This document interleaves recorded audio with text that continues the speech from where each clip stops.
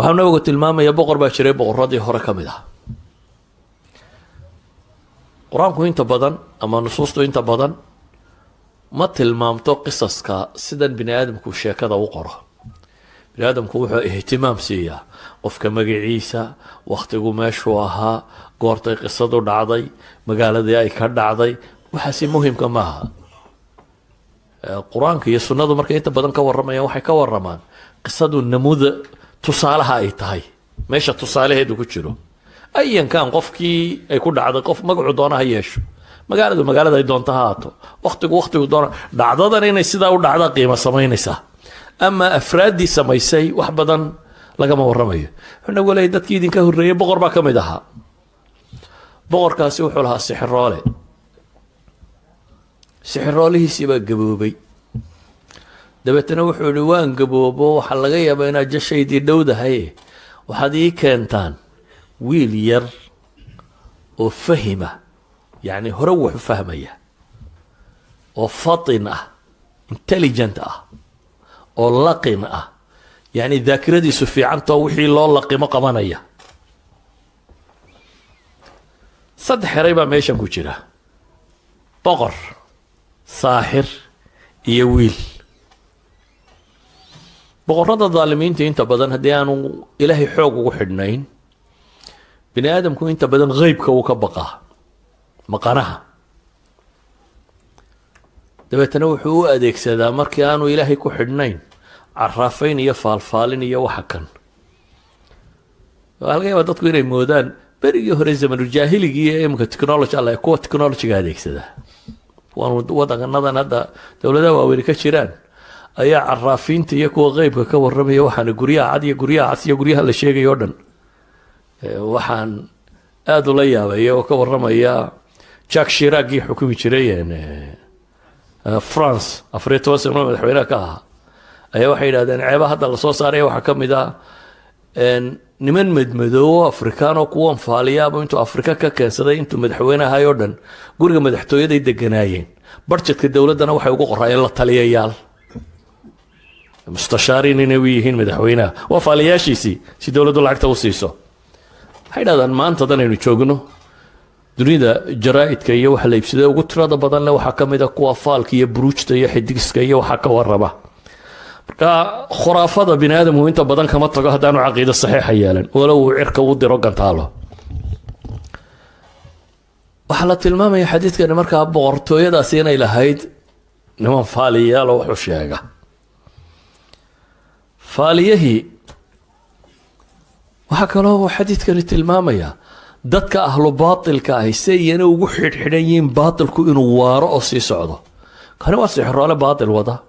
da-diisiina way gaadho uu dhimanayaa, laakiin wuxuu rabaa sixirkan iyo farsamadan inay sii socoto. saa daraaddeed bu wuxuu leeyahay halay doono wiil yaroo caqli badan oo fahmo badan oo waxqabasho badan oo waxa loo diro aanay laabaynin halay raadiya buu leeyahay. wuxuu rabaa in mabaadi'diisu faafto. idan dunidan aynu ku nool nahay aadanaha jooga loolanunbu ku jiraa,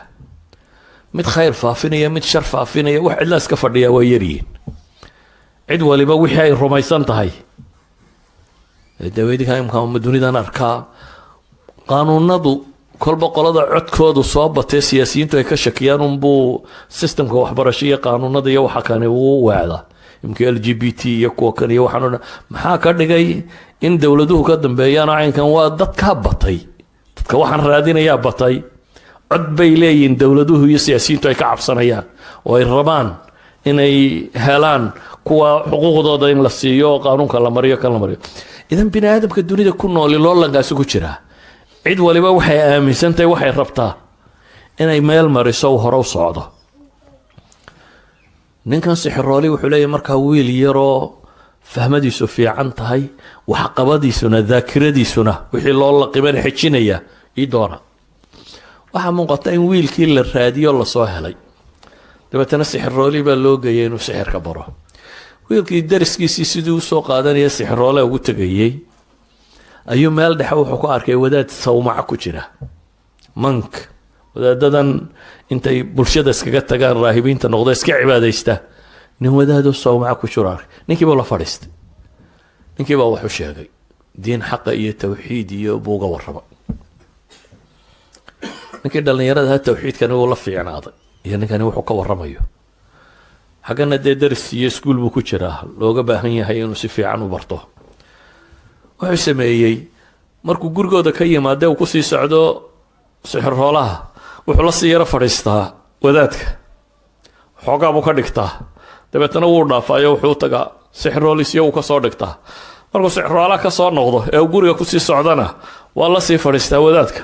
waxoogaa kaluu ka sii akhristaa dabeetana gurigoodii buu tagaa sixirroolihii baa wuxuu dareemay wiilku inay yar habhabsaamayo waqtigii dabeetana waa maagay oo inankii waa la dilay reerka laftiisa waxay dareemeen inuu yar habsaamayo wadaadkiiba ku yidhi niyo waxaad rabtaan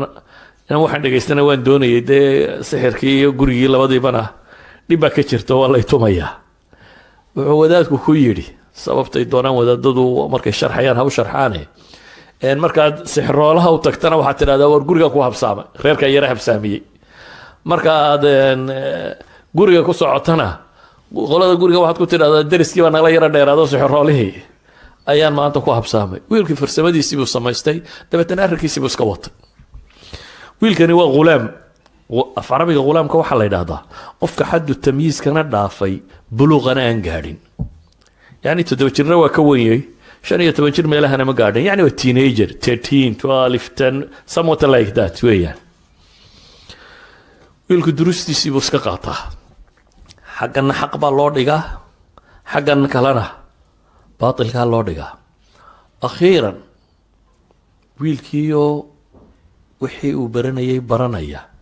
ayaa magaaladii bahal baa ku soo baxay xadiiska qaarkood libaax bay ku sheegayaan dabeetana dadka cabsi geliyey wiilkii baa wuxuu yidhi haddaan kala ogaanayaa labadan madraso tawarkeedu sax yahay dabeetana intuu dhagax qaatay buu wuxuu yidhi ilaahay waxaan ku weydiisanayaa haddii wadaadkaasi waxa uu dhigayaa ay ka khayr badan yihiin oo agtaada lagaga jecel yahay ninkaa kale sixirrooli wuxuu sheegayo ilaa uu dhagaxayga yar ku dil daabadaas buu yidhi ilaahay buu u baryey dabeetana bahalkii buu dhagaxii ku dhuftay ilaahay waa ku dilay waa dhintay wadaadkii buu yimi oo arrinkii buu sheegay maanta magaaladii waxa bajiyey bahal dabeetana saasaan yeelo ilaahay baan bariyey oo dhagaxaasaan ku dhufto waa dhintay wadaadkii inankii wuu tashjiicay wuxuu yidhi waryaa maanta adaa iga fadli badan waxaanan filayaa in lagu itixaami doono ibtilaa inuu soo gaadhi doono ibtilaagaasi maalinta kuu yimaado niyow hay sheegin waxay idhahdaan wadaadkani laba qadiyadood buu inanka u sheegay markan mid wuu tashjiiciyey qofka bini aadamkii markuu wax qabto ee wax saxa uu waliba qabto in loogu mahadnaqo lagu tashjiiciyaaba fiican qofka la qiro inuu waxa ka sameeyey taas Soomaaliya tiraahdo laa shukra cala alwaajib sax maaha waxa saxa qofku hadduu wax wanaagsan qabtay in la dhiirigeliyo waxa saxa macallinku inuu isku dayo ardaygiisu inuu isaga dhaafi karo ka kori karo uu ku farxo inaad weligaa dadka luqunjibaadh ku haysato tiraahdo cidina iyo anigay soo gaadhin meeliina hoose marmara waana reerka u wadaadee idinku maaha sax sida saxda ah waxa weeyaan inaad ku faraxdo dadku inuu mustaqbal yeesho intaad adigu garanaysay in ka badan hadday gartaan inaad ku amaado bulshaduna saasay ku horumartaa marka ay hore u socotee dadka hore loo wado idan wadaadkani mar inankii wuu dhiirigeliyey mar kale bay yidhahdaan tawaaduc buu muujiyey oo ah qof isla weyni ka muuqatay waxaan aanunba wax garanaya intiina kale waxbaa ogtiin yaana idinka weyn oo intaa kusoo dhex jiray ma taagna bay leeyihiin tawaaduc buu muujiyey waa inaan yar ninkuu leeyahay maanta adayga mar saddexaad bay yidhahdeen wuxuu muujiyey dadka asxaabul xaqa ahi in dunida tan imtixaan ay ku maraan yacni dunidu ma aha daartii abaalmarinta daarta saxda ee abaalmarintahay waa xaggee waa aakhiro dunida tani waa daaru libtilaa'i walimtixaan markaad imtixaan nooca ka baxdo waa mid nooc kale unbaad gelaysa saad imtixaanadaa u wado maalin mid dhaqaale maalin mid caafimaad maalin mid waxbarasho maalin mid shaqo maalin mid guur maalin mid caruur saaduun maalin walba problem u xalilaysa problem u wado ay naftu kaaga baxaysaa adduunku markaa waa imtixaan gebigiiba nataa'ijta rasmigaana waxaa la helaa marka aakhiro la tago wiilkii ilaahay buu si dhaba ugu xidhma tawxiidkii iyo caqiidadii fiicnayda loo dhigay waa biyo dhigeen sixirkii iyo wixii waa biyo dhigi waayeen markay tani biyo dhigtay kadib wuxuu noqday nin dadka ilaahay u barya oo ilaahay ducadiisa aqbalo qaar baa u yimaada indhala ilaahay buu u baryaa ilaahay baa indhaa u bixiya qaar baa u yimaada xanuuno kala qaba ilaahay buu u baryaa ilaahay baa caafimaadiya magaaladii waa isu tilmaamtay wiilkaa yidhi hadduu kuu duceeyo ilaahay ducadiisa waa kuwa aqbalaya iyadoo arrinku halkaa marayo ayaa boqorka nimankii xaashiyadiisa ahaa dadkii ku wareegsanaaye la joogay mid ka mid ah ayaa indhabeelay wuxuu maqlay wiil yaroo dadka markuu u duceeyo indhuhu ay baxayaan dabeetana xoolo badan buu soo qaaday wiilkii buu yimo wuxuu ihi waxaasoo xoolaa baan kuu sidaa haddaad labada indhood ii bixiso ay ii fiicnaadaan wiilkii wuxuu ku yidhi dhegayso anigu indhaha ma bixiya buu yidhi ee dadku hadday ilaahay rumeeyaan baan ilaahay u baryaa ee adigu ilaahay rumee ilaahay inuu rabbiga iyo caqiida ninkani waa wiilkan ha yaraado waa daaciya diin dadka u sheegaya ilaahay rumeeyo aamin buu yidhi markaad qof dhab oo ahlu tawxiid ha noqoto aniguna ilaahay baan kuu baryaa in ilaahay indhahaaga kuu soo celiyo ninkii sidii buu yeelay ilaahay buu rumeeyo waa qumanaad wiilkiina ilaahay buu u baryey dabeetana labadii indhoodba ilaahay baa dib ugu soo celiyey wuxuu ku noqday gurigii boqortooyada dib markuu ugu noqday wuxuu u yimi boqorkii baa yidhi waar indhaha ayaa kuu bixiyey boqorkani wuxuu sugayaa dee isagaa dadka rabbi u sheegan jiray markaasuu yidhi rabbigay baa ii bixiyey awalaka rabbun hayri buu yidhi oo macidaan aniga ahayn ba ku rabbiya mid kalaabaad rumaysan tahay rabbii wa rabbuka allah buu yidhi aniga rabbiga iyo adigaba ilaahay baa inoo wada rabbiya hooy dowladdii mashkilad cusub baa ku soo baxday wuxuu yidhi ninkan ha la caqaabo waa la toorjargareeyey dabeetana wiilkii buu sheegay wiilkii baa loo yeedhay wiilkiiba wuxuu ku yidhi ma wixii aan ku baray ma waxay gaadhay maanta inaad dadka indhaha ugu bixiso baalkii sixirka aan ku baray waran sixirna indha kuma bixin buu yidhi dadkan ilaahay baan u baryey rabbigood baan u baryey awalaka rabbun hayri oo adiguna ma rabbi aan aniga ahayn baad leedahay buu yidhi wiilkaaga kani wuxuu yidhi ilaahay baa noo rabbiya isna ha la toorjargareeya baa la yidhi oo wadaadkii buu sheegay waxaa la yidhi sartu meesha ka qurantayba waa ninkan waddanka ninka fidmeeyey ee balada dhigay waa wadaadkan sawmacadash ku jira wadaadkan waxaa la weydiiyey ma ka noqonaysaa waxaanaad rumaysantay mise waa lagu dilaa wadaadku wuxuu yidhi ka noqon maayo hala dilay baa la yidhi god baa loo qoday miinshaar hagso ayaa halka laga saaray dabeetana labaa loo kala jeexay aa laga takhallusay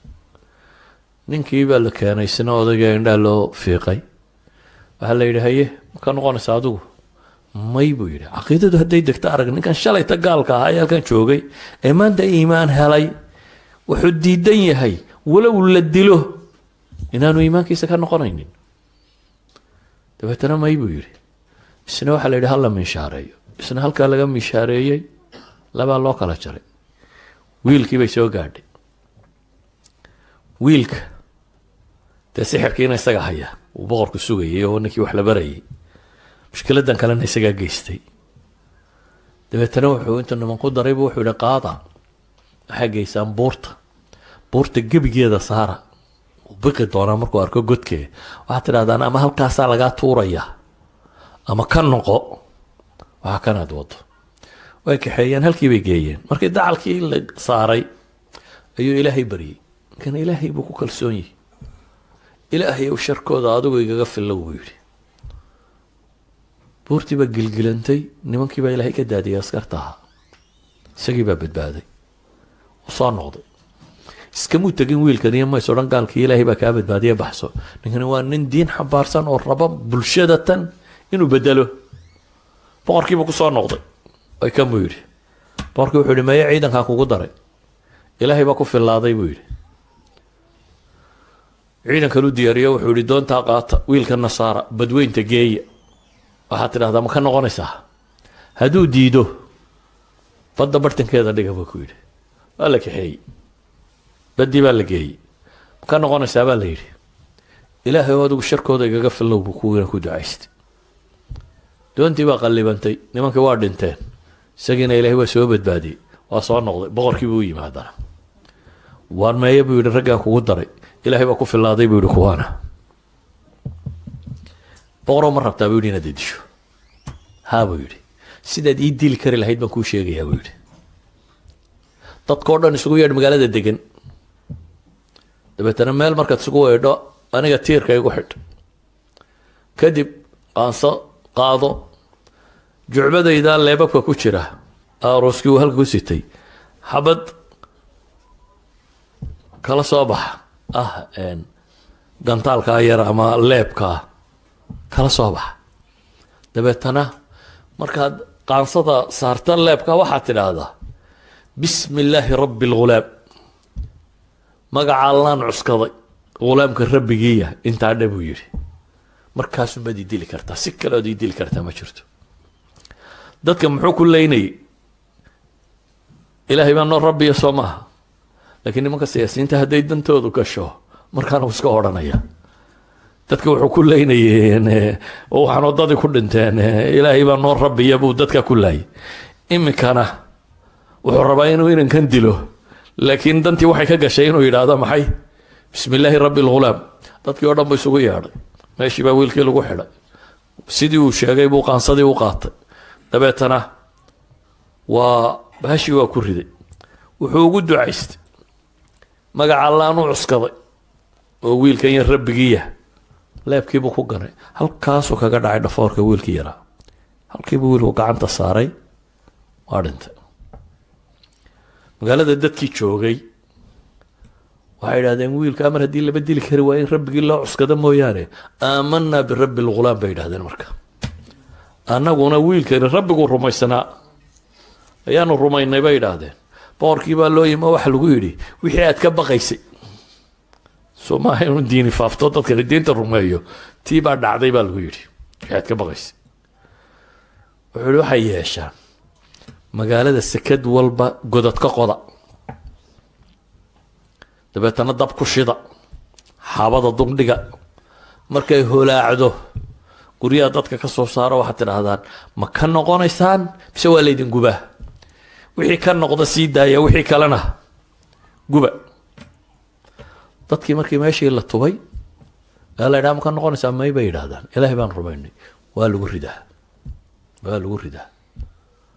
akhiiran waxaa soo gaadhay qof dumar ah oo ilmo yar naaska jaqsiisanaysa markii ay meeshii timi bay waxoogaa dib isu yara geejisay ilaahay wuxuu ka hadlayay ilmaheedii yaraa waa saddexdii ghulaame uu nebigu lahaa iyagoo dharabta saaran bay hadleen nebi ciise baa ka mid a wiilka yar baa ka mid a jurayj wiilkii looga hadlaya ka mid a waxay ilmihii yaraa baa ilaahay ka hadliyey dabeetana wuxuu ku yidhi maxay yaa ummaah isbiri